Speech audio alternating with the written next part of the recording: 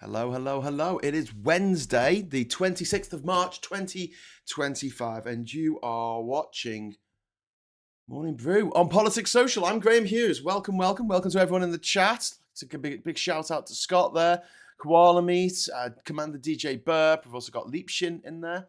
Got Graham Haller, got Pete's Music. Hey, how you all doing? If you'd like to join our friends in the chat here, all you need to do is hit that subscribe button and you can join the chat. Subscribers only, so you can become part of the elite subscribers club. And if you want to be the elite of the elite, you can join the channel if you can. If your phone or laptop allows it, press the join button and you'll get a lovely little rose after your name, like UK Medc there. Look at that. Look at it. One Angry Pagan's got one as well. Isn't that brilliant? Get one of them. Get one of them today. Anyway, right, so let's dive into it. We're going to be talking today about what Rachel Reeves is going to do about welfare, defence and the fragile UK economy. Reeves has arguably inherited a bomb site from the Tories, but is she rebuilding it or is she just sort of sweeping the rubble into a corner while the billionaires skip off untouched? Inflation is down to 2.8% in February, but this is down from 3% in January, but it's still above the Bank of England target rate of 2%. The GDP forecast, the expected forecast, the OBR is likely to downgrade the UK growth forecast from around 2% to around 1% for 2025, which is all par for the cause because our economy has not grown since 2007. I can't stress this enough. 18 years of stagnation. That is what we have had. We had the credit crunch. Obviously, that was, catastrophic, but it was caused by deregulation, something that the billionaires absolutely love, and a world that we're hurtling towards once again of just letting them do whatever they want. Let them do whatever they want. There was a story today about in Florida. They are trying to bring back child labor laws to allow children as young as 14 to work night shifts on school days. Yeah, so we're kind of going back to that whole Victorian mentality. The everything has to be a quid pro quo, everything has to be corrupt, everything has to be done for a reason. But that aside, the economy has been in the doldrums for 18 years now. Since the credit crunch really kicked in 2008, it's not been plain sailing. In the first 10 years of the Labour government, so the first Labour government of my life, well, technically there was a Labour government for the first couple of months of my life, and then Thatcher got in. But that's another story. The first 10 years, the size of our economy doubled. It went from around 1.5 trillion to $3 trillion. It doubled. And yeah, you could say, well, the economy overheated and house prices went through the roof and all this kind of stuff. Yes, they did. But in that same time, there was a lot of building work. There was a lot of innovation. There was a lot of urban renewal that all went on. There was money going into motorways and schools and restaurants and railways and all kinds of shit. Now there's no investment money. There's no one who really wants to work, who, wants to come here from Europe because it's so bloody difficult to do that now. And yeah, on the top of the whole the whole austerity that the Tories brought in, which meant that people like you and I have less money. Brexit, which means that every family in the UK is thousands of pounds worse off than they would have been had we not left the EU. We had the COVID pandemic, which saw the biggest transfer of wealth from normal people like you and I to the ultra wealthy in history. In history, that COVID was a heist. It was an absolute heist for the mega rich elites, who were the same people running around saying that we should inject bleach into ourselves and we shouldn't wear masks and we should all go to the pub and all get infected. Millions of people died around the world, and yet the landed elites, the millionaires class, the billionaire class, they're all funding these websites and podcasts that were just pumping out absolute bollocks. I mean, they made sure that they got themselves and their children vaccinated. and then spent a lot of money telling us plebs not to get vaccinated because they hate us. You got to understand, like, as much as we dislike the billionaires that run the world, they hate us even more. I really hate billionaires. So you got to imagine the level of seething hatred. But whereas I can't really do anything about the billionaires that run the world, they can make my life a misery. And they are very competent at that. It's one of the few things these people seem to be very, very competent about. So, yeah, no growth. And then Truss. And then Truss, we had the bloody Truss mini budget, which doubled people's mortgages, which ruined, what was it? It blew a £425 billion black hole in our pension funds. And she's still walking the streets. She should be in jail. Lock her up. Yeah, lock her up. God, you shouldn't be allowed to be that stupid. Do you know what I mean? In public life. If you're that stupid, sit in the corner, put a dunce's hat on, go that's it. That's all you're good for. Go away, Liz Truss. Stop appearing on the TV, pontificating about stuff you know nothing about. That's where we're too woke. We're too woke with people who are stupid. We need to tell them, sorry, you're stupid. Shut up. We have to stop consulting the village idiot on the best way forward for the village. Do you know what I mean? Now, talk to the wise people. The wise old ladies, talk to them, okay?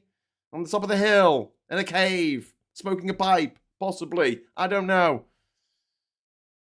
Not the idiot. Not the fucking yokel sitting on the dry stone wall with a bit of straw between their teeth, laughing so much they fall off the wall. That's who Liz Truss is.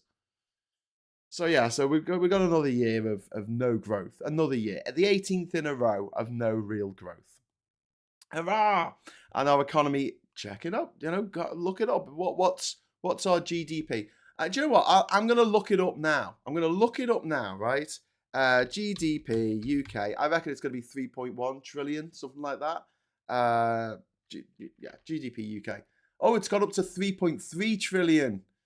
So it was 3.1 trillion, 3.1 trillion in 2007, and in 2023 it was 3.3 trillion. It's gone up, but also it's gone down. That's just beneath pathetic. It's just so bad for where we should be by now. We should have overtaken the German economy by now if we had stayed in Europe and we didn't have idiots running the joint. If we didn't have austerity, we would have overtaken Germany by now. This is what happens when you put dickheads in charge of your country, as America is finding out right now. But we're not going to talk about them this morning. We're talking about what's happening here in Blighty. So yeah, despite falling inflation, rising prices are still expected throughout the year for energy, council tax, etc. And growth being low means there's a squeeze on living standards. And unfortunately, Rachel Reeves has taken a leaf out of that famously successful Prime Minister Theresa May's book. And the leaf is to draw red lines. We've got to draw red lines. These are going to be our red lines. Maybe May nicked it off Brown. I don't know. Fiscal red lines. Maybe Brown nicked it off Thatcher. I don't know. But having red lines, just to me, there is a fine line, not a red line. There's a fine line between giving people the security that they need to plan their future, right? So we need to be clear about where we're going next, right? I get that.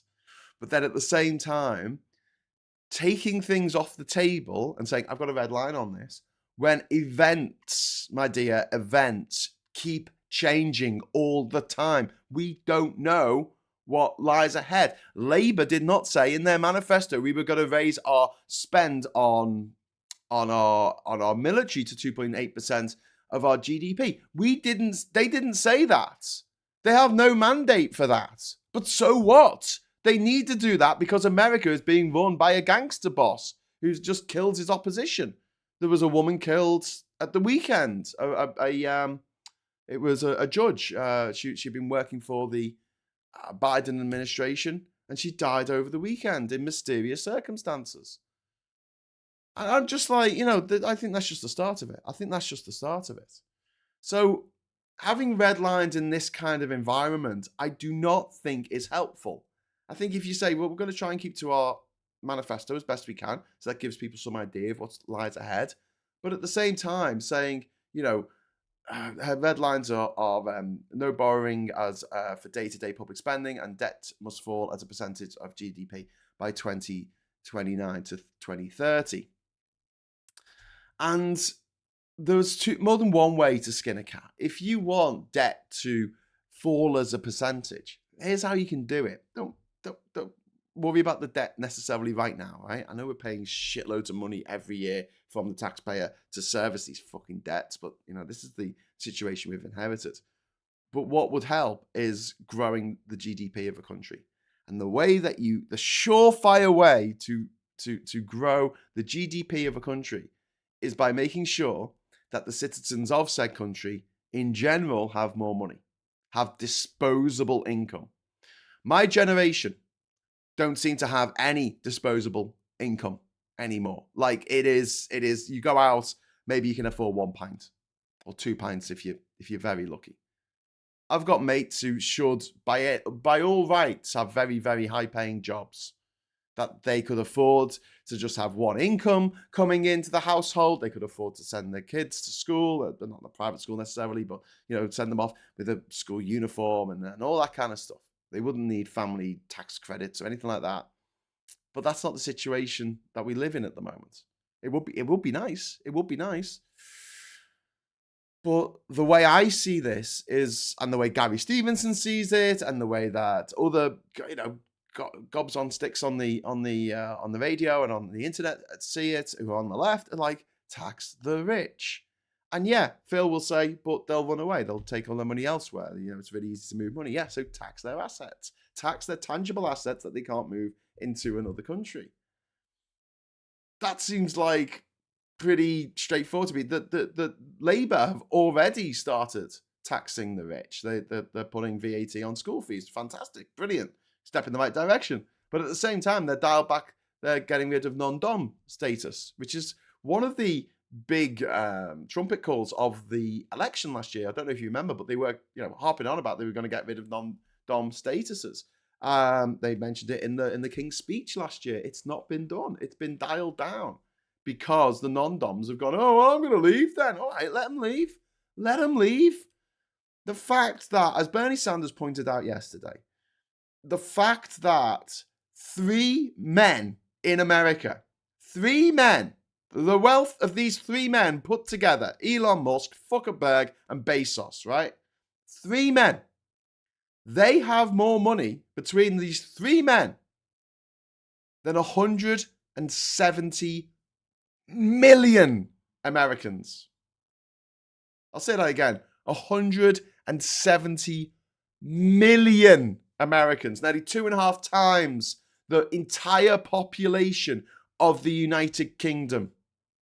The population of the United Kingdom times by 2.5. They have more money than that many people. 3 of them. And that is not a sustainable system. I have a £10 super chat, which has been in the corner of my eye. Sorry, Umka, for not addressing this earlier. I just wanted to finish my little monologue there.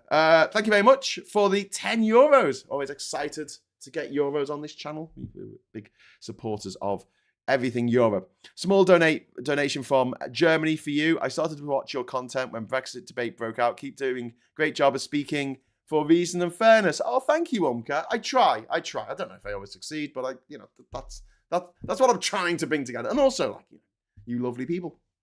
If you become a member, by the way, of the channel, you get access to the Discord server, and you can continue the chat amongst yourselves afterwards. Commander DJ Bev says, Thatcher stole my milk. Maggie Thatcher, the milk Thatcher. I remember that. One Angry Pagan says there is a number of people saying for Reeves to not change her budget at all and hold the course. Can anyone see Gary Stevenson outside the Treasury? Outside the Treasury? Probably. SG, people reluctant to tax rich because they think that one day they'll be rich. Yeah, That's so true, XG. That is so true. But it's much more likely that one day they might fall ill or fall upon a hard time, so they should care about that more. Well, it's the same with men, thinking that they worry that one day they may be accused of SA when they didn't do it. When the reality is that men are more likely to be SA'd than they are to be wrongly accused of SA.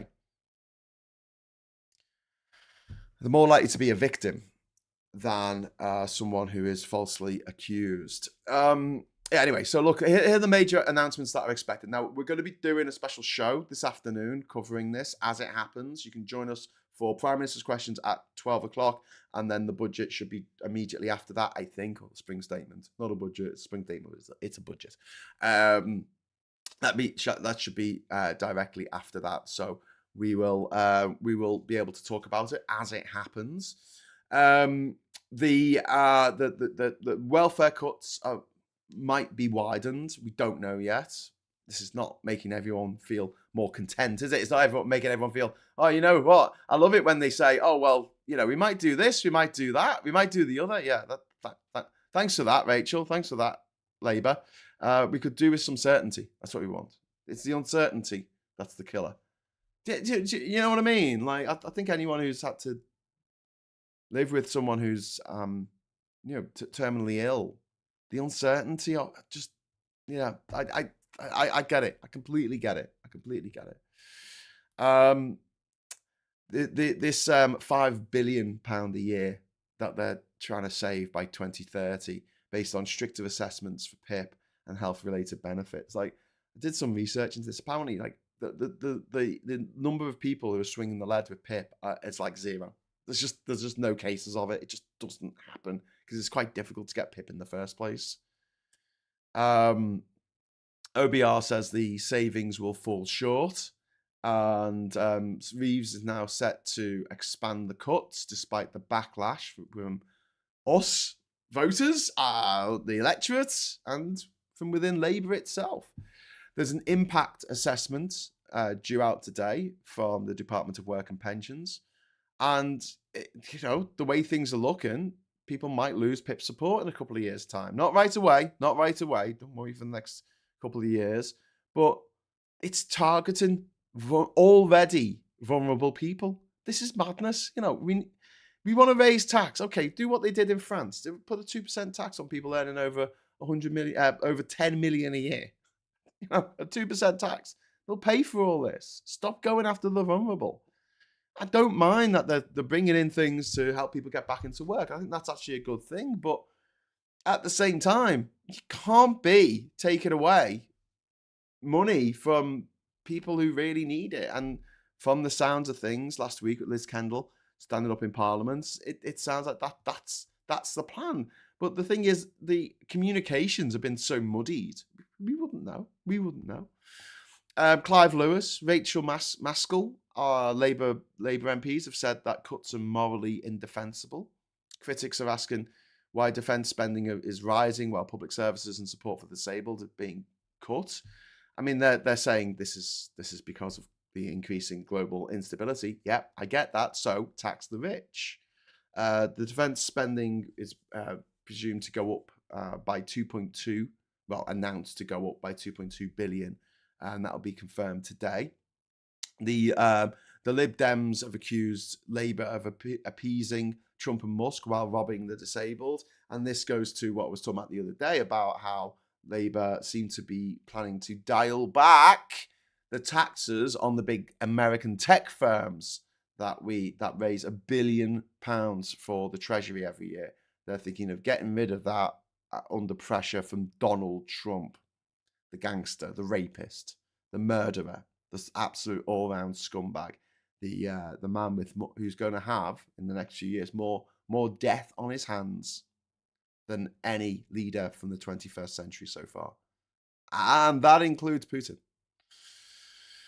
So from the right, Tories are accusing Labour of economic mismanagement and failing to generate growth, which is a bit rich. Tories failed to generate growth for over a decade. They just didn't because they weren't very good at it.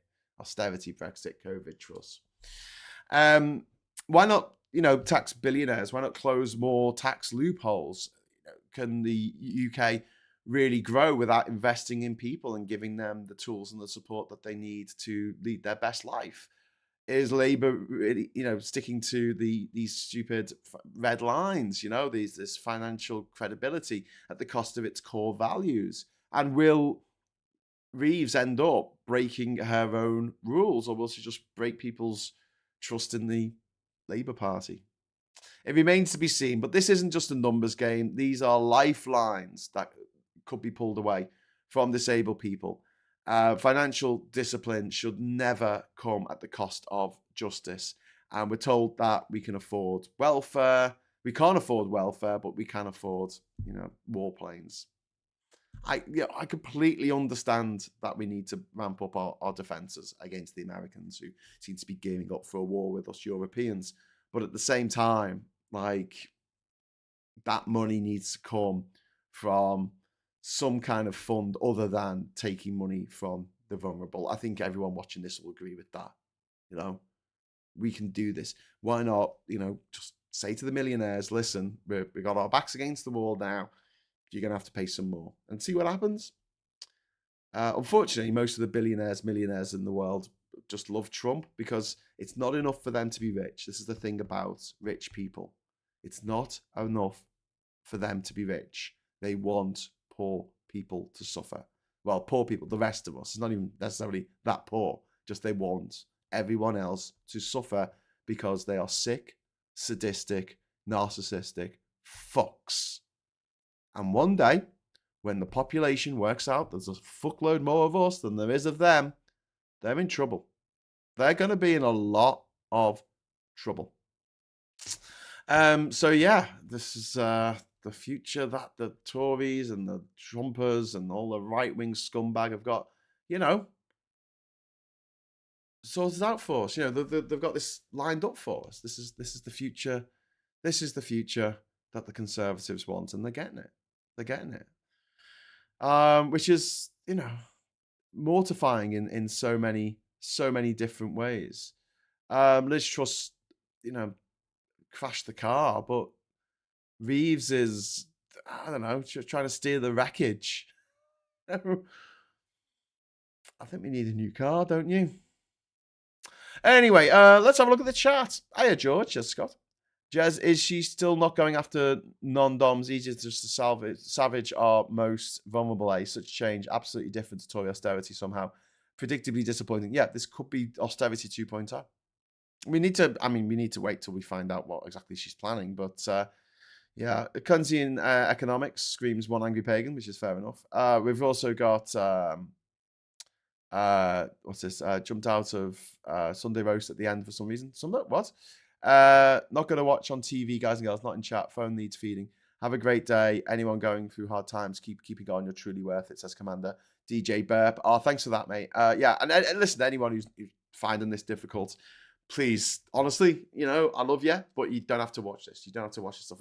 I'll be doing a show this evening with Rachel, where we just talk about bollocks. So if you want to join us for the rabbit hole at 6:00 tonight, please do, because we will be indeed talking stuff about pop culture. I'll be talking about the end of Severance quite a bit and trying to explain it to people, I guess. Watch Geoscope on catch up. Wasn't the same as being able to chat with everyone. Weird. Well, yeah, you gotta be there. You gotta be there. You gotta be in the room when it happens. But no, I do love the fact that we have so many people watching live. I know people watch it on catch up, and if you're watching this on catch up, hiya, how you doing? But I do love the fact that we've got so many people watching live and adding to the conversation, steering the conversation in some respects. Ivan says, introduce a proper land tax, reduce tax relief on high earners, pensions, levy VAT on financial services, and put capital gains tax in line with income tax. Couldn't agree more, mate. Couldn't agree more. And Ivan's just summed up what my wish list of things that I wish that Rachel Reeves would say. Yeah, do that. Do what Ivan just said. The fact that you pay more tax on the wealth that you get, well, the money that you get from working with your hands, you get more taxed on that than you do on money that is just making money. It's not doing anything. It's passive income almost. It's like, you're not doing anything to make that money worth more. It just is, because it's invested, it's capital, and you get these massive capital gains. And the CEOs of the world are absolutely 100% taking the piss. Pete says, I'm going to do a celebration agreed after this funeral of an electrician I worked with, 16 to 74, no holidays, no car, nothing. We called in the sniper because he never missed a shift. Oh, mate, I'm sorry to hear about you, mate, passing away. No holidays, no car, nothing. Yeah, this is the future. We're living in the future that the oligarchs want.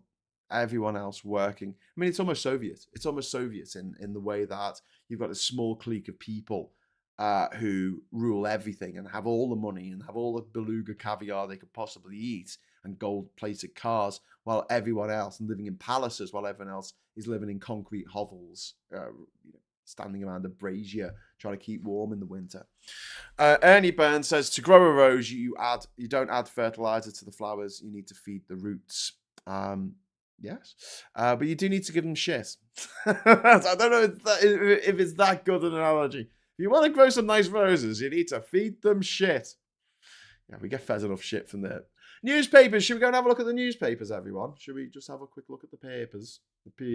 We've got the Times here. First of all, we've got benefits face deeper cuts as Reeves' welfare reforms fall short. Rachel Reeves is set to announce further benefit cuts after the budget watchdog told ministers that their reforms would save 6.6 billion in less than planned, which isn't great. Harry quits his African charity amid infighting. The Duke of Sussex has resigned from his charity Centre Ballet, I think that's pronounced, with a heavy heart amid unthinkable infighting. Prince Harry's departure, along with his co-founder Prince Siso, and several of the trustees comes as the Charity Commission launched an investigation after concerns were raised over its governance. So that's not great. US placates Putin over Black Sea ceasefire. White House signals easing of sanctions in deal, which is just ridiculous. Like the ceasefire. Oh, we got a little join button just came up. It wasn't meant to happen, but join the channel. This is ridiculous. So the big move towards a ceasefire is just to show up protection of Baltic, the Black Sea fleet, the half of it that's left that hasn't been destroyed by Ukrainian forces. Of the Russians, the Ukrainians don't have military boats in that water. They don't have them. What they do need to do is be able to get grain exports out from Odessa. And those grain exports are being disrupted by the constant attacks from Russia. And so that's their side of the bargain, is like, can we get this grain out that needs to feed people in North Africa? And if we don't get it out, the people will die. Whereas Russia are like, oh, well, we'll stop blowing things up.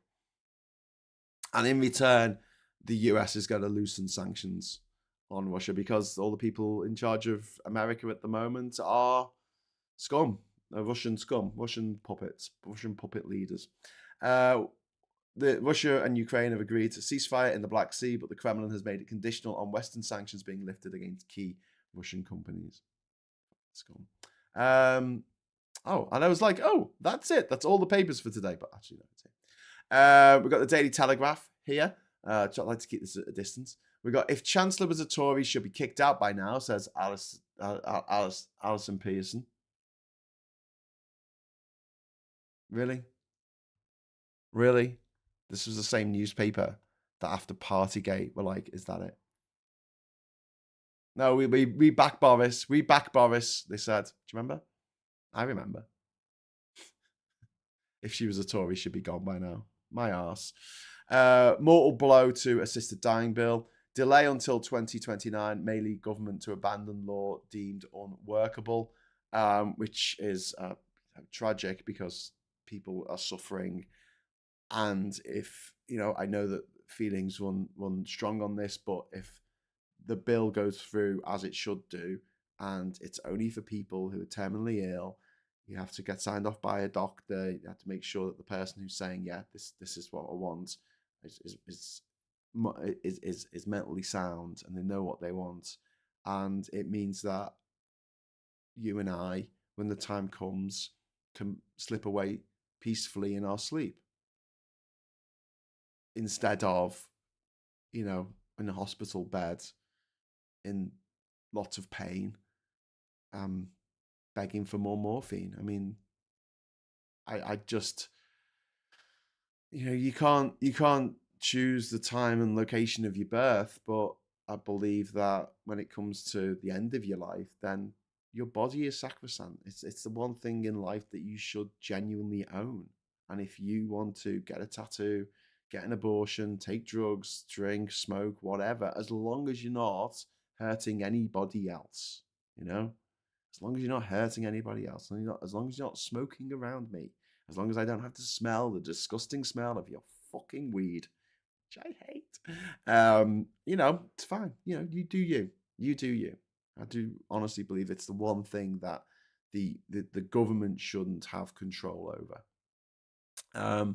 But unfortunately they do. And they say that you're not allowed to, be in control of your own meat carriage. There's another story here in the Telegraph. The world has changed, says Reeves, as her plans unravel. Well, yeah, the world has changed. We'll move on to the Daily Fail. Here we have Inside Secrets of the Wedding of the Century. Today, the Chancellor will point the finger at global turmoil, but the public don't buy it. Don't shift blame for economy's woes, voters tell Reeves. Rachel Reeves will today blame world events for economy's faltering economy as voters in a bombshell poll say it's her fault. I mean, I don't know. I'm a bit torn on this. I don't think it's entirely her fault what's happened, but at the same time, I do think it's that they could go after the rich, but they don't go after the rich because all we'll hear is whinings from the likes of the Daily Mail. We've got Lex Luthor there on the front cover talking about the wedding of the century. Devastated, Harry quits his own charity over infighting. And Prince Sisu there of Lesotho. The people of Lesotho, I think their language is called Basutu. Lovely people. And then, we'll go back to the main papers, I think. Here we go. I'm still on the outside, says privately educated FKA Twigs. So, she's privately educated, but she's still on the outside of things, something. I don't know. Maybe she's secretly working class. I'm sorry, but when privately educated Nepo babies whinge about being like on the outside or say, I'm still. Has success eluded you, FKA Twigs? Because I know who you are. It becomes self-defeating. How to get over a grudge. Yes, I would agree with that. God, it's £3. £3 for the Guardian. £3. I remember it was 30p. Fears of further tax rises as Reeves promises to secure Britain's future. Chancellor to confirm welfare cuts and defence boost in Spring Statement.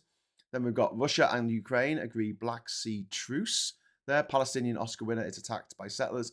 Is freed from detention. And we've also got assisted dying law thrown into doubt as well. So we've covered a few of those stories already. But, it's always nice to see the Guardian spin on it, I guess. The Financial Times leads with Reeves to grim spring outlook with £22 billion defence spending boost, economic security promise, further raid on foreign aid, welfare cuts to help patch fiscal hole. Further raid on foreign aid, that does not sound good. We've got these two absolute fucking numpties here. This is Tulsi Gabbard and John Ratcliffe, who are, she's in charge of American defense and he's in charge of the CIA. And they were in a group chat, as we covered yesterday, extensively. They were in a group chat with each other. And they were going on, weren't they, about this journalist who's like not even a very good journalist. He's a terrible journalist. He really doesn't have a clue, this journalist, this terrible, terrible journalist that we have, that we shouldn't listen to because he's such a terrible journalist. Did I tell you about that journalist who's really, really bad? Yeah. Then why did you invite him to the group chat if he's such a terrible journalist? Why did you invite him to the... Why did you... Anyway, right, back over to the papers. My mission is the cover of the... Well, actually, guilty Joey Barton, right-wing Brexiteer gobshite, kicked his wife in the head, which is par for the course, isn't it, for the right-wing? They are all scum. They are all absolute scum. Even the ones that you think, they might be all right, and that turns out they're scum. It was grand. 65 years on, winner on the first televised national, I guess, this weekend, as well as the clocks going back and Mother's Day. Rachel Reeves exclusive. Chancellor reveals extra 2.2 billion for spending on defence. She tells Mirror, UK is ready to face down Putin and global threats. Talking about my mission. Says security is number one priority, but claims poor won't pay price, which is okay, fair enough. Rachel Reeves has vowed to make Britain strong enough to combat growing global threats with a 2.2 billion boost to defence spending. So yeah, and she's wearing a high-vis vest there, which is really difficult to if you've left your auto settings on your camera.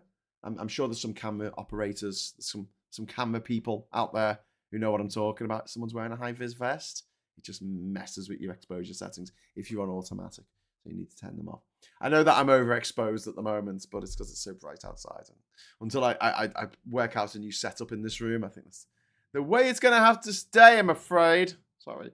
JD Dunce hates Britain, hates Europe, and hates Ukraine, and could be US president at any moment, says the Star. Is this the most dangerous man in the world? US Vice President JD Dunce is dubbed the world's most dangerous man after messaging leaks revealed new insults to Britain and our allies. And also, Barton is a wife beater. You can say that now because it's true. That's what he does, because he's a fucking scumbag. Over here, we have the Daily Express. Ministers need to protect kids from mobile phone risks. I agree, but, not necessarily with Vanessa Feltz, another privately educated Nepo baby. But there you go. They're the ones who get to write columns in newspapers. We're just left, floundering around on YouTube saying, hey, does anyone want to listen to the other side of the argument on this? But no, the kind of thing that she'll have in mind for sorting this out wouldn't work, because she's a dinosaur from another age who doesn't understand phones or kids or the internet or anything really. She's just a gob who likes to talk on the radio, because we need more privately educated people on LBC, don't we? We don't have enough. We've also got on the front cover here, Sarah Everard's parents lead for call for violent offenders to face tougher sentences. Victims must see sense of justice being served. The parents of Sarah Everard have warned that many murder victims' families are not getting judges, with killers letting off lightly. And then finally, we've got the Metro down here. Global shockwave, a data leak, but Trump backs Chump. He says he's a good man, says US President, after White House aide's phone app gaffe revealed secret military plan. What the US government really thinks of pathetic Europe. Go fuck yourself, America. Show you who's pathetic when we, do away with our copyright laws and just steal all your stuff and just watch it for free on a British streaming channel that's completely legal. Do you like that? Do you like that, America? Would you like that to be the case? Because, we've already been paid for the films that we made for you. The ones that you now get money from. We don't get any royalties from Sodom. We've got a super chat that's come in very kindly from Ivan. To the people who keep saying this is not a return to austerity, that's not the reality to people who are generally feeling that it is. I agree. Let's see. We can watch it together. We can all be downhearted together later on today when the Spring Statement is actually announced. Trump backs Trump's. Trump has dismissed a humiliating leak of secret messages between his top brass as a glitch. It's a glitch in the Matrix. That's what it is. It's not a glitch. It's not a glitch. This is what they want. This is the future. This is the future they want. Okay, so discombobulating, says Diz. It's a great word. It's one of my favourites. Up there with Azerbaijan. Discombobulation. Awesome. Absolutely awesome. It's like onomatopoeic, almost. Do you know what I mean? Like, it sounds like what it is. I feel discombobulated. Leanne Scott says, been freestyling an embroidered daffodil on an old plain vest. Brighten up my life a bit. Oh, that's nice. Oh, I like that embroidered. We've got daffodils growing in the back garden. It's nice to see the daffs back. Jez says, and it's hilarious, isn't it? Anytime I go to hospital, people were always initially furious because of the name. I point out he was a bastard, and then it's all good. What? What? Oh, Jeremy Hunt. Oh, yes, I see, Jez. That's why you put your name down as Jez. Okay. I get it now. Absolutely, Ivan. Although it's not a return, it's a continuation now in its 15th year of austerity. Yeah, austerity never went away. Jez is right. Jez, can I ask, does anyone ever say a very rude word instead of your surname by accident? Because that happened to Jeremy Hunt a lot. A lot. There's a compilation of people saying Jeremy Hunt's name wrong. And I know that must be a bit shit for you if that happens, but has it ever happened on national television? That's the question. Instead of YouTube, you can use Odyssey. It's based on the Odyssey. It's based on liberal protocol. No censorship. Sounds good, Umka. I think it might be something that we can look at in the future. But at the moment, this is my only source of income. So, and it's difficult. It's difficult. Just to give you some idea of how little you get just from stuff on YouTube. And one of the reasons why I say, can everyone join the channel? That's really nice. But as he brings up the join animation again, it is about £1 or £2 for every 1,000 views. So if you want to have a look on this channel and see how many 1,000 views our videos get on this channel, you'll see how much the videos alone get. So we really rely on super chats, and we really rely on people joining the channel or joining us on Patreon in order to just, almost pay the bills, almost pay half the bills. Keep Catherine sweet. The price of energy at the moment is just absolutely shocking. It is just off the freaking charts, I have to say. So yeah, I mean, what do you think of all this? What's your feelings? Jump into the chat if you haven't already. Please join us. We don't bite. If you got any questions, or you want to talk about something that's going on in the news, we're happy to talk about it.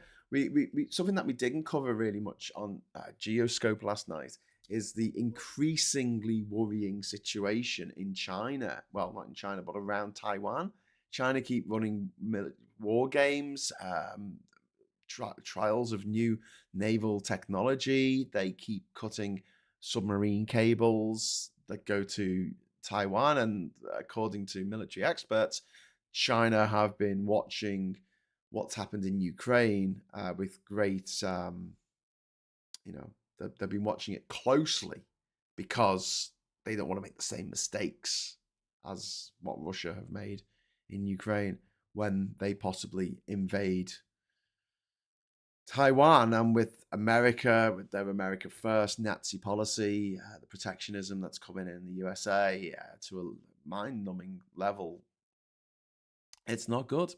Rosie, thank you very much for the hearts. Rosie's just sent some hearts to the super chat. Thank you very much, Rosie. 2911.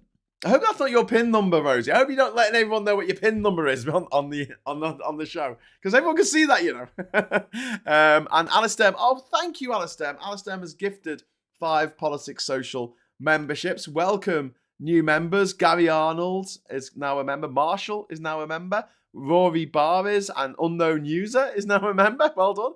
And Erin Nutley is now a member as well. So thank you very much. Welcome to the channel. New members, you will be members for a month, and you will get a rose after your name if you write anything in the chat. So welcome. We've got Paul Ewan here. Thank you very much to Paul. Tell Catherine to stick this on the lecky, says Paul. Thank you, mate. Cheers. Cheers, thank you.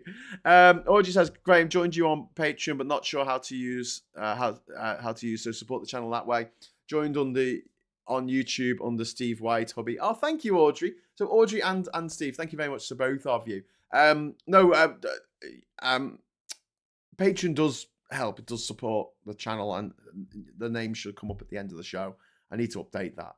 Actually, I haven't updated it since last month. But yeah, it does come off after the show. And as a patron, you should have access to the Politics Social Discord server. So I'll try and sort that out for you. I'll try and sort that out for everyone. If anyone's having trouble getting on the server, Do me a favor, if you go to grahamdavidhughes.com, my website, go right to the bottom of the page. There's a contact form there. If you just write in Graham, I can't get onto the server, and I'm a member or a patron, I'll sort it out so you can get on. Ivan says, I'm still struggling to join as a member here. I'm a subscriber and a patron, although on Patreon it never works properly for me. Ivan, do you have access to the Discord server? Because if you don't, I'll sort that out for you. Because that's supposed to be one of the little things that you get, as a patron. And one of the reasons why I try not to put anything out for members only, I might do stuff where I might put out a pre-record that goes out like an hour earlier for members. But I am aware of the fact that you can't currently sync up your patrons with your members and say, I want to give Patreon access to this and member access. And I think that's something that YouTube have done on purpose, to be honest with you, because obviously they're competing against Patreon for that same sort of thing. But yeah, I don't want patrons to feel left out. Austerity never ended. This is just a continuation, says Clupid Bloroscope. That point's been made already. Yeah, I think you're right. And then SG says, I was going to say something controversial. After watching Hughes the World on China, I think China does have a claim on Taiwan. Well, Taiwan has a claim on China. It was the government that was ousted by a bunch of lunatics. So they've got a claim both ways. But the people of Taiwan do not want to be ruled by Beijing. The people of Beijing, the people of China, do not want to be ruled by Taipei. That's the way it is. It's the same as the Falkland Islands. We could argue about the Falkland Islands being a very long way away from the UK, but then so's Pitcairn. Do you know what I mean? Like, we're supposed to get the Pitcairn Islands back to whom? Whatever. Does New Zealand have a claim? Does French Polynesia have a claim? Oh no, hang on, that's part of France. So that geography question isn't a thing for me. I don't care. I'd let you. I don't mind that Israel and well, maybe not Israel these days, but I don't mind that Australia is part of the Eurovision Song Contest. I would love Canada to join the EU. I think that'd be great, along with us. But the people of the Falkland Islands do not want to be ruled by Buenos Aires. That's just the way it is. I'm sorry to the people of Argentina who were brought up their entire life believing that the Islas Malvinas are theirs, and the dastardly British stole their islands from them. But the people, the inhabitants of that island, want to be ruled from London. They don't want to be ruled from Buenos Aires. So we have to respect what the people want. Same with Greenland. Same I wished people would do with Kashmir, which hardly gets mentioned these days, but it's still an active war zone between India and Pakistan, fighting over Kashmir. Kashmir that, maybe we should ask the Kashmiri people, do you want to be ruled by Delhi? Do you want to be ruled by Islamabad? Or, and here's an idea, would you like to be your own country? Would you like to just be an independent nation up in the mountains like Bhutan and just do your own thing? And I've met some people from Kashmir, and I have the distinct impression that they would prefer the third option, to be honest with you, instead of two other countries fighting over this bit of land. So when people talk about having a territorial claim over somewhere, if the people of that area are calling for it, if they're saying, yes, we want to be ruled by Canberra, we want to be ruled by Ottawa, we want to be ruled by Washington, D.C., then almost fair enough. But if the people of that place, whether it is Islas Malvinas, the Falkland Islands, whether it's Mayotte in the Comoros Islands, whether it's any place that some other place thinks that they have a claim over, you got to ask the people, do you want to be ruled over this group, or do you want to be independent? And if those questions aren't being asked, then that's a disgrace. But if they are being asked, and the people of, say, Western Sahara say they don't want to be ruled by Rabat, then that should be respected. In the early 80s, the UN went into Western Sahara, which is to the south of Morocco, which used to be Spanish Sahara, and it was taken over by Morocco in the early 80s. And the UN went in as a peacekeeping force, and they've been there now for over 40 years. 40 years they've been there. They had 3 missions. It was 1, to secure the peace, or keep the peace. 2, to have a referendum to ask the people of Western Sahara what they want. And then 3, to implement what the people of Western Sahara want. They've done step 1. 40 years, done step one. The referendum still hasn't taken place. And perhaps it never will, which I think is a bit shit because, again, I don't think that it's up to me to decide whether Scotland should stay part of the United Kingdom. It's not up to me. It's up to the Scottish people. If they don't want to be part of the United Kingdom, and I do got to say, I have got to say this, right? I do think it should be a supermajority. I think it should be 66% of the population for anything that big. I think that the Brexit referendum should have been 66%. I think that if we ever want to go back into the EU, the referendum, we need 66% support for going back in the EU, because then it's a done deal. It's a done deal. Like, we have a vast majority of people, a super majority of people want this thing. And I think that's important. So yeah, when we say, like, there's an arguable claim for one place over another, I think we've got to look at it like, well, what do the people who live there, how do they feel about it? Otherwise, it opens the door for any mad regime who thinks they have a historical right to claim land because of, borders are arbitrary. They were invented by humans. You just drew a line down a river or along a range of mountains, or just a straight line on it with a ruler on a map for many countries. I mean, that's what we did. So yeah, well arbitrary. So we've got to have some kind of rule on this, and the rule should be, what do the people want? Do the people of Taiwan want to be ruled by Beijing? No. End of. Okay, so I think that Taiwan should be a sovereign country. I think that the government in Taiwan are idiots for still having a claim over China. No, forget it. Drop it. Drop that claim over China, because it's ridiculous. Like, the people of China do not want to be ruled by Taiwan. They don't. They just don't.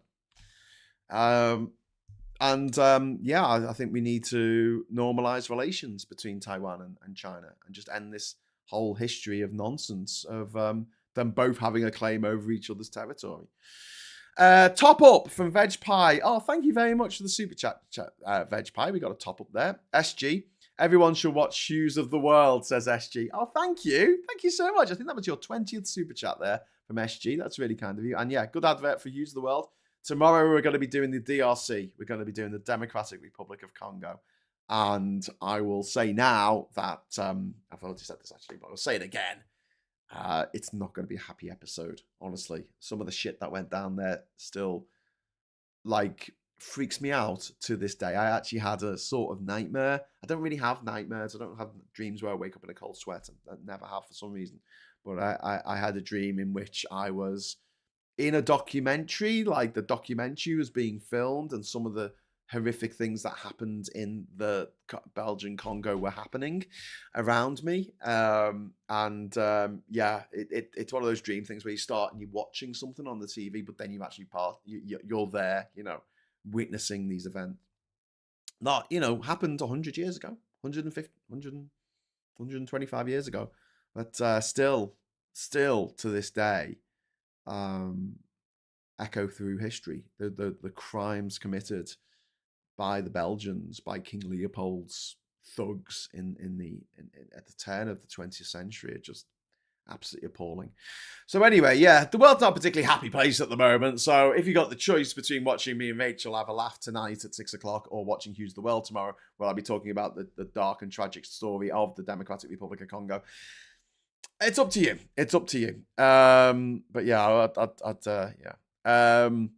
China, leave Taiwan alone. Go north. You can have Siberia.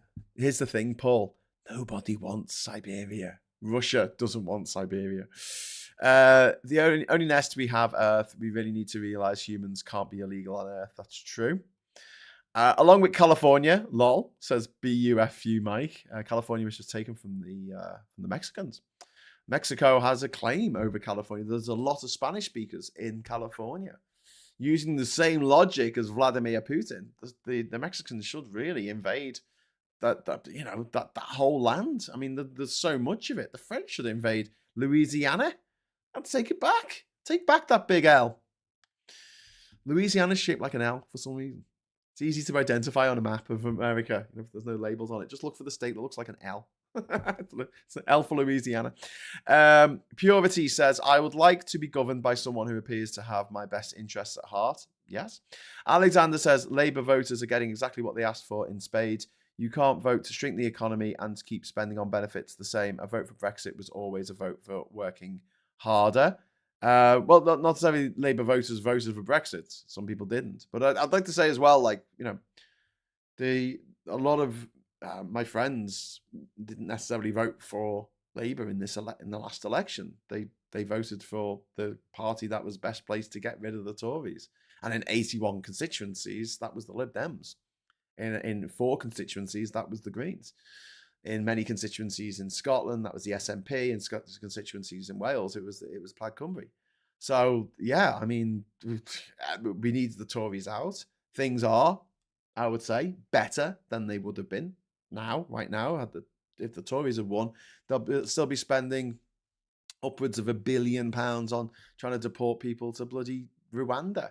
Rwanda that's currently waging a war against the Democratic Republic of Congo. We'll get into that on Thursday. Sharon says, I was a yes and Remain voter. There's a petition being presented to the UN to get us decolonized. It's not just Brexit, it's neoliberalism. We can run deficits. The pound won't dramatically drop. When we talk about referendums, okay, I'll talk about a couple. There was the one that Norway had in the 1910s, I think, and that was to break away from Denmark. So Denmark used to rule over the whole of Norway, and they voted for independence from Denmark, and it was like 90%. Like, it was a ridiculously high percentage. There's an island called Mayotte, and it's halfway between Tanzania and Madagascar, down in the sort of southeast area of Africa, and it's made up of 4 islands, Comoros Islands, and the 4th island is called Mayotte, and Mayotte is a French colony. It's a French island. It's a department of France, and the people of Mayotte had a referendum in the 70s to ask whether they wanted to stay part of France or become part of Comoros, and they voted overwhelmingly. And when I say overwhelmingly, I mean 99% to stay with France. And although when you go to Grand Comore in Comoros, you'll see banners saying, you know, Mayotte is Comoros, you know, we'll take it back, our 4th island. And geographically, that makes sense. But here's the thing, right? Humanity in these situations has to trump, sorry for using that word, geography. And just because a landmass is close to you does not mean that you have automatic ownership of it. Just because it belonged to an ancient, long dead fiefdom, kingdom, emirate, whatever you want to call it, like, it doesn't mean it belongs to your country now. And it really does have to be based on what the people who live in that particular place want. And I think it's got to be overwhelming, like what it was for Norway, like what it was for Mayotte. And Mayotte had another referendum in like the 90s, and it went up to 99.4%. It went even higher, mostly because Comoros itself was not very well governed. They called it Cloud Cuckoo Land, as in coup d'etat. They had something like they're in the Guinness Book of Records for the most coups in one country ever. They had a coup every few weeks throughout the 80s and 90s. And a dysfunctional country with no running water most of the time, no electricity, would shut off during the day because the generators they had couldn't cope. No port. The port that they have, they had. If you're on a cargo ship, you had to sort of stay out at anchor, and then stuff was put onto barges and then brought over on barges, you know, box by box, container by container to the shore. A massive long process, which is not easy and quite dangerous, especially if the water's a bit choppy. But there you go. Clocks go forward, Graham. Yes, they do. Clocks go forward at the weekend. Did I say they went back? Sorry, I meant they went forward. You spring forward, you fall back. You autumn back, as we say here in the UK. Lost Tracker says, careful with voting out governments. As long as it is well informed, it's a good move. The Tories had 14 years of just mismanagement. They had been absolutely awful. And although Labour are facing challenges, and we can all agree on that, like, that they are facing immense challenges, and they were handed a shit sandwich by the outgoing Tory administration. At the same time, there are easy wins, I feel, for Labour right now, where they can really reform shit. They can really have the opportunity with a majority of 200 MPs, with no election that's really going to bother them. I mean, they might not do so well in the local elections. So what? No elections that is really going to make a massive change until 2029. You know, we're 4 years away. 4 years away from the next elections. Go big. Go big. Go big or go home. That's my message to Labour at the moment. It feels like they're tinkering around the edges. And this is the time, I think, for bold, new strategies, thinking out of the box and making it life better for everyday people. For just every day, you can see the improvements in life. The fact that they took away the £2 cap on buses pissed me off last year. You know, I'd get the bus into town. I mean, not every day, thank heavens, but it now costs me £5. It's £2.50 each way. £5. And if the family go, we all get the bus, it's £20.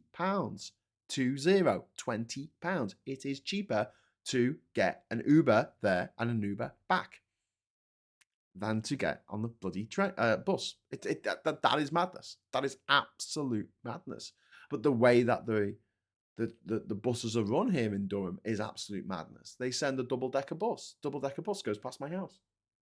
It's empty. No one on it. There's never anyone on it. Because why would there be? I live in a semi-rural community.